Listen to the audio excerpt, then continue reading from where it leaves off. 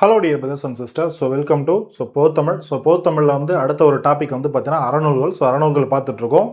அறநூல்கள் இது வரைக்கும் பார்த்தீங்கன்னா நாலடியார், நான்மணிக்கடிகை, பழமொழி, நானூறு, முதுமொழி காஞ்சி, அதே போல் பார்த்தீங்கன்னா திருக்கடுகம் இதெல்லாம் முடிச்சிருக்கோம் இல்லையா. அடுத்து பார்த்தீங்கன்னா சிறுபஞ்ச மூலம் சொல்லக்கூடிய இந்த ஒரு நூல் ஆசிரியர், அது நூற்குறிப்பு, ஆசிரியர் குறிப்பு, அதே போல் சொல்லப்பட்டக்கூடிய பாடலுடைய வரிகள், பாடலுடைய பொருள், சொல்லும் பொருளும், இது எல்லாத்தையும் பார்க்கலாம். சரியா? எக்ஸாம் மைண்ட் ஆஃப்ல அழகாக கவனிச்சுக்கோங்க. எதெல்லாம் இம்பார்ட்டனோ அதை நம்ம அழகாக கவனிப்போம். ஓகேவா? ஓகே, பாருங்க. சிறுபஞ்ச மூலம் அறநூல்கள். ஓகேவா? நூற்குறிப்பு, ஆசிரியர் குறிப்பு எல்லாம் ஒன்று தான். சரியா? அதை பார்த்துக்கோங்க. ஆசிரியர் பார்த்தீங்கன்னா யாரு? காரியாசான். சிறுபஞ்சம் மூலம் நூலுடைய ஆசிரியர் காரியாசான். காரின்னு சொல்லலாம், காரியாசான்னு கொடுக்கலாம். ரெண்டுமே ஒருத்தர் தான் ஞாபகம் வச்சுக்கோங்க. ஓகேவா?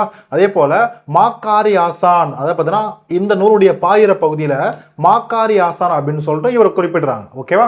அப்போ காரி ஆசான், காரி, மாக்காரி ஆசான் இதெல்லாமே ஒருத்தர் தான் அப்படின்றது ஞாபகம் வச்சுக்கோங்க. ஓகேவா? இப்போ சிறுபஞ்ச மூலம் நூல், இதனுடைய ஆசிரியர் காரி ஆசான்றதை பார்த்துட்டோம். இவர் சமண சமயத்தை சேர்ந்தவர். ஓகேவா? அப்போ இந்த நூலும் சமண சமயத்தை சார்ந்த கருத்துக்களை சொல்லுதானா? சொல்லுது. ஆனால் பெரும்பாலும் பொது கருத்துக்களை நிறைய விஷயங்களை சொல்லும். அதை நம்ம அடுத்த பார்ப்போம். ஒரு இடத்துல கொடுத்துருப்போம், அதை பார்க்கலாம். சரியா? அடுத்து பாருங்க. மதுரை தமிழ் ஆசிரியர் யாரு? மாக்காயனார். மதுரையில் இருந்த தமிழ் ஆசிரியர் மாக்காயனார். அவருடைய மாணவன் தான் இந்த காரியாசம் சொல்லக்கூடிய புலவர். ஓகேவா?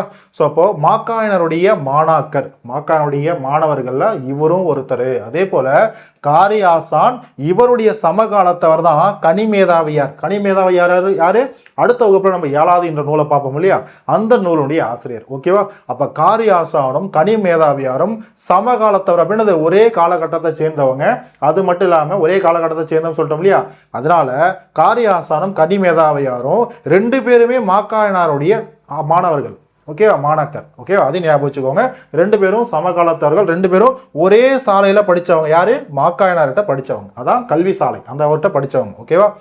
ஆசான் என்பது காரி ஆசான் சொல்றோம் இல்லையா, அந்த ஆசான் என்பது அவர் செய்த தொழிலின் அடிப்படையில் அவருக்கு அந்த பெயர்ன்றது அமைஞ்சிருக்கலாம். ஆசிரியர், ஆசான், குரு இப்படிலாம் சொல்றோம் இல்லையா, அந்த ஒரு அடிப்படையில் அமைஞ்சிருக்கலாம்.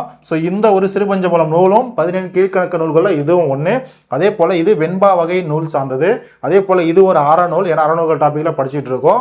அதே போல பாருங்க, கடவுள் வாழ்த்துடன் கடவுள் வாழ்த்தை சேர்த்து இந்த ஒரு நூல்ல மொத்தம் 102 பாடல்கள், ஆனா 97 பாடல்கள் தான் இருக்கு அப்படின்றத பார்த்துக்கோங்க. சரியா? ஓகேவா? அடுத்து பாருங்க, கடவுள் வாழ்த்து. இந்த சிறுபஞ்சம் நூல்ல கடவுள் வாழ்த்து 1 இருக்கு. அடுத்து சிறப்பு பாயிர பாடல்கள், பாயிர பகுதியில பாடல்கள் 2 இருக்கு. ஓகேவா?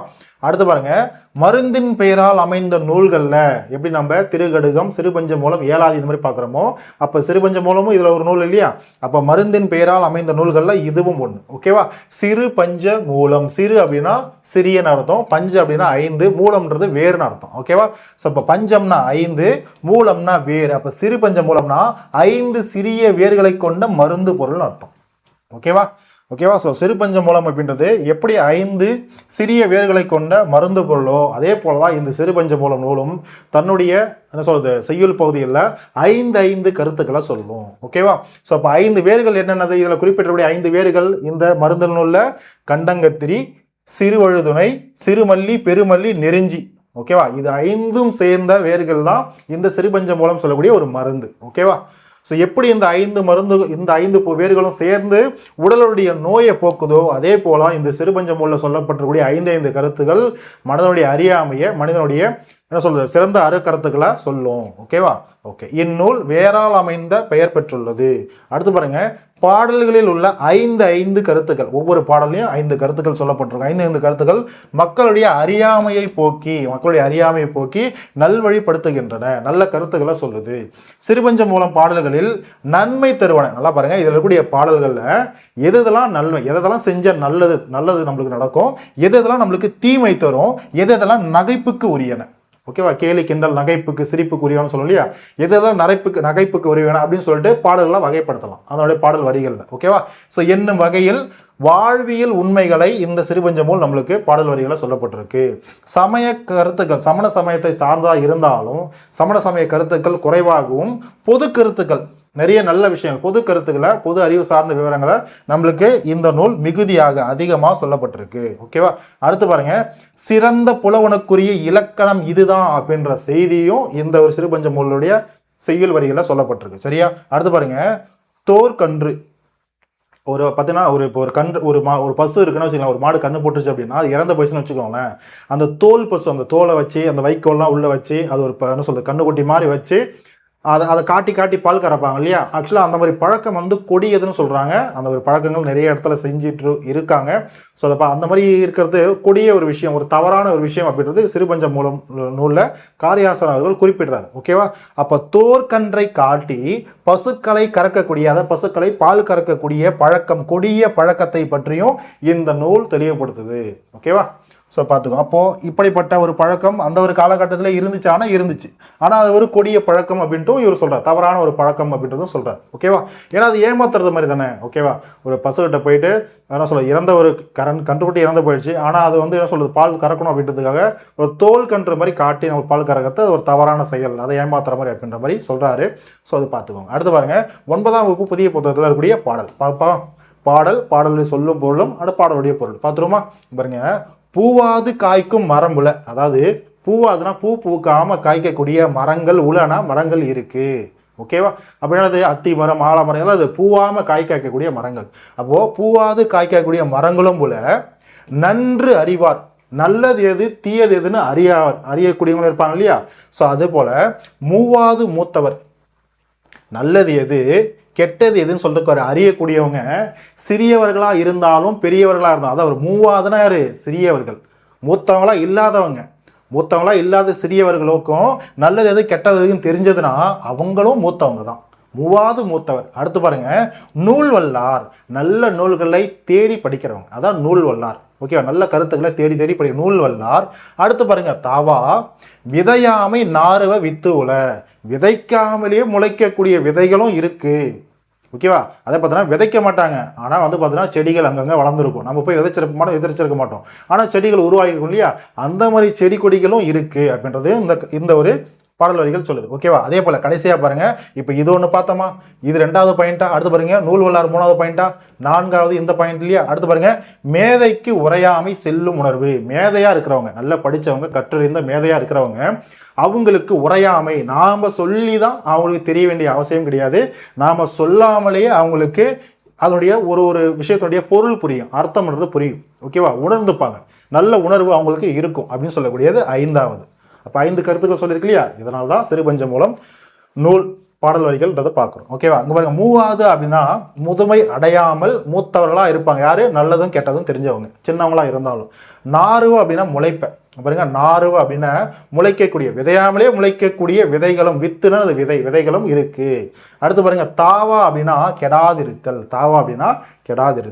ஸோ அந்த பாடலுடைய பொருள் பாருங்க, பூக்காமலே சில மரங்கள் காய்ப்பதுண்டு, இதை போலவே நன்மை தீமைகளை நன்கு உணர்ந்தவர்கள் வயதில் இளையவராக இருந்தாலும் அவர் மூத்தவரோடு வைத்து எண்ணத்தக்கவரே. சரியா. பாத்தி அமைத்து விதைக்காமலேயே தானா முளைத்து வளரக்கூடிய விதைகளும் உள்ளது, அதான் விதைகள் உள்ள நாறுவ வித்துலன்னு படிச்சிருப்போம். சரியா. அதை போலவே மேதையரும் பிறர் உணர்த்தாமல் எதையும் தாமே உணர்ந்து கொள்ளக்கூடிய திறன் படைத்தவங்க அப்படின்னு சொல்றதுதான் இந்த பாடலுடைய பொருள். சரியா. அதான் நானும் சொல்லியிருப்பேன். ஓகேவா. ஸோ அதான் பாருங்க. அடுத்து பாருங்க, இந்த பாடலுக்கு பாடல் பொருளா இருக்காது, சொல்றேன் கவனிச்சுக்கோங்க. ஓகேவா. குளம் தொட்டு பாருங்க, குளம் தொட்டுனா குளத்தை உருவாக்கி குளம் தோண்டி கோடு பதித்து குளக்கரையை அமைத்து அந்த கரையில நிறைய மரம் செடி கொடிகளை வளர்த்து, சரியா, வழி சீத்து. ஓகேவா. இப்போ குளம் சார்ந்து இருக்கு, இல்லை ஏரி குளம்லாம் இருக்குன்னு வச்சுக்கோங்களேன், பக்கத்துல வயல்வெளிகளாக இருக்கும் இல்லையா, அது நிலம், வயல் சார்ந்த ஒரு நிலம், அந்த நிலங்களுக்கு வழியை வந்து உருவாக்கி, அதான் வழி சீத்துன்னு அர்த்தம். சீத்தல் அப்படின்னா வழிப்படுத்தல், கீறிட்டு போறதுன்னு அர்த்தம். கோழி சீக்குதுன்னு சொல்ல முடியும் அப்படின்னா அது வழிபடுத்துது, நெகத்தால கீரும், அந்த இடம் பார்க்கறது வழி மாதிரி இருக்கும். ஸோ அதானது வழி சீத்து. அப்போ வழியை உருவாக்கி பாருங்க, குளத்தை உருவாக்கி அதில் கரை உருவாக்கி அதில் செடி கொடி மரங்கள்லாம் உருவாக்க விட்டு 2வது வழி சீத்து. 3வது பாருங்க, வழி சீத்து 3வது உளம் தொட்டு உழுவயல் ஆக்கி. ஓகேவா. உளம் தொட்டு உழுவயல், உழுகின்ற வயல்களுக்கான வயல்களை உருவாக்கி வளம் தொட்டு பாகுபடும் கிணற்றோடு, வளமான பாகு போன்று நீர் ஊறக்கூடிய கிணற்றையும் உருவாக்கி 5. ஓகேவா. என்று இவ்வைம்னா இந்த 5ன்னு அர்த்தம். ஓகேவா. இவ்வையும் பார்ப்படுத்தான் ஏகும் சொர்க்கத்து இனிது. இந்த அஞ்சையும் யார் ஒருத்தன் செய்யறானோ அவன் சொர்க்கத்துக்கு போவான்றதுதான் இந்த பாடலுடைய பொருள். சரியா? ஓகே, அடுத்து பாருங்க 9ஆம் வகுப்பு பழைய புத்தகம். பத்திரமா பார்க்கலாமா? கண் வனப்பு கண்ணோட்டம். கண் வனப்பு, வனப்புனா அழகு. நிறைய இடத்துல வனப்புன்னு வரும். எல்லாம் இதுக்கு இது அழகு, இதுக்கு இது அழகுன்னு சொல்லியிருப்பாங்க. அவ்வளவுதான். கண் வனப்பு, கண்ணுக்கு அழகு. கண்ணோட்டம், கண்ணோட்டமானது இரக்கப்படுறது, அன்போடு இருக்கிறது, கருணை காட்டுறது. ஓகேவா? அப்ப கண்ணுக்கு வனப்பு கண்ணோட்டம் ஒன்னா. அடுத்து பாருங்க, கால் வனப்பு செல்லாமை. இரண்டாவது, காலுக்கு, நம்முடைய காலுக்கு வனப்பு எதுனா பிறருக்கு பின்னாடி போகக்கூடாது. ஓகேவா?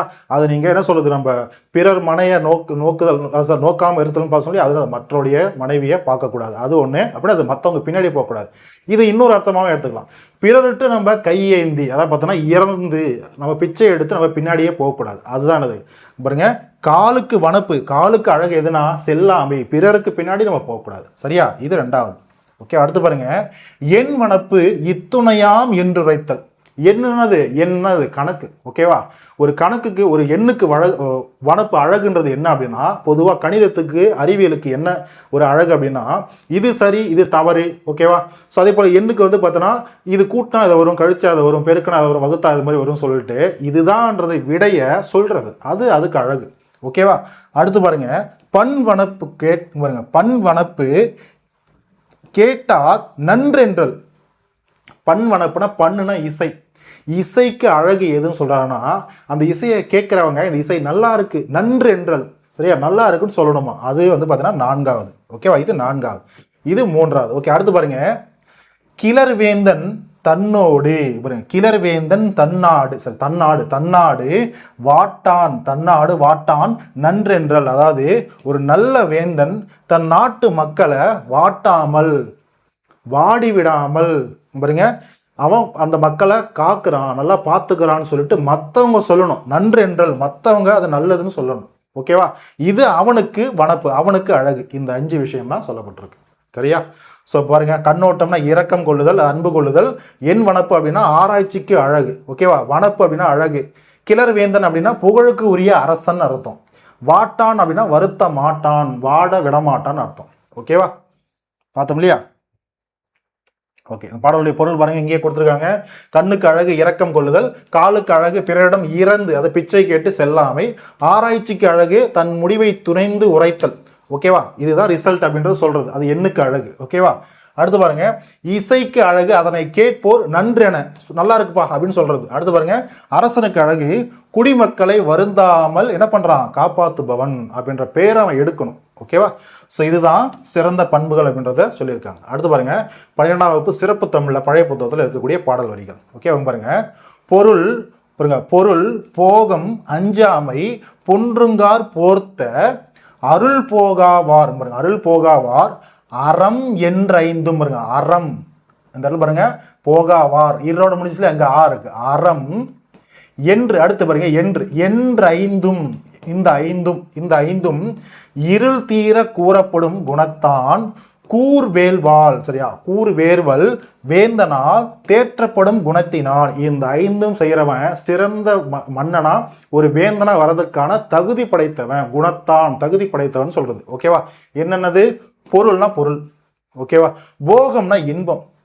பொருள் இன்பம் அஞ்சாமல் இருக்கிறது. ஓகேவா? பொருள் இன்பம் அஞ்சாமை பொன்றுங்கார் போர்த்த அருள் போகாவார். யாராவது வந்து பாத்தீங்கன்னா என்கிட்ட எதுவுமே இல்லைன்னு சொல்லிட்டு ஒரு சாகரத்துக்கு துணிறான்னு வச்சுக்கோங்களேன், அந்த சாகரத்துக்கு தான் அவங்களுக்கு என்ன வேணுமோ அதை தேடி கொடுக்கக்கூடிய ஒரு மனப்பான்மை. சரியா? அடுத்து பாருங்க, அறம். அடுத்து என்னது? 5 அறம். இந்த 5ம் இருள் தீர. ஓகேவா? இருள் தீர இதையெல்லாம் போக்கிட்டு, இதெல்லாம் சரியான வகையில அதை சொல்றது கொடுத்து இல்ல தவறான விஷயத்தை போக்கி வாழக்கூடிய சரியான குணத்தான், அவன் தான் சிறந்த மன்னனா வர முடியும் அப்படின்றதான் இந்த பாடலுடைய பொருள். ஓகேவா? ஸோ பாடலுடைய பொருள் பாருங்க, பொருள் இன்பம் இடுக்கண வந்த காலத்து, அதாவது துன்பம் வந்த காலத்துல அஞ்சாம இருக்கணும். பிரிதோர் உயிரின் துன்பம் கண்டு இறங்குதல். மற்றவங்களுக்கு ஏதாவது தேவை இருக்குன்னா அந்த சமயத்துல போயிட்டு அவங்களுக்கு ஹெல்ப் பண்றது. ஓகேவா? இறங்குதல். இது 4வது. நிலையான அறம். அதான் பாருங்க, அறம். இந்த 5ம் உடையவன் நல்ல அரசனாக செயலாற்றுவதற்கு உரிய தகுதி உடையவனாக வாழ்வான், இருப்பான் அப்படின்றதான் இந்த பாடலுடைய பொருள். சரியா?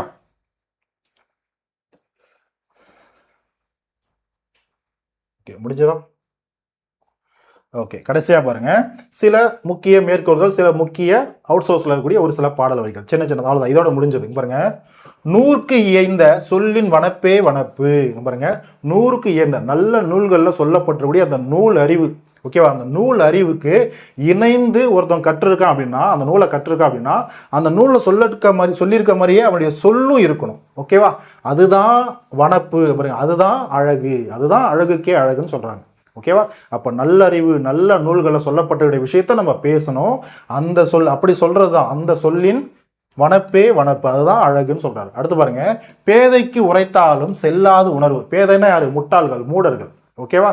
அப்போ முட்டாள்களுக்கு உரைத்தாலும், எவ்வளவு நீங்க எடுத்துரைத்தாலும், எவ்வளவு நீங்க சொன்னாலும் செல்லாத உணர்வு, அதை அவங்க கடைசி வரைக்கும் புரிஞ்சுக்க மாட்டான், தெரிஞ்சுக்க மாட்டான், கத்துக்க மாட்டான், ஓகேவா. அந்த உணர்வு அவங்களுக்கு போவாதுன்னு அர்த்தம், ஓகேவா. அடுத்து பாருங்க, சிலம்பிக்கு, அதாவது சிலந்தி இருக்கு இல்லையா, அதாவது சிலம்பினா அந்த இடத்துல சிலந்தி.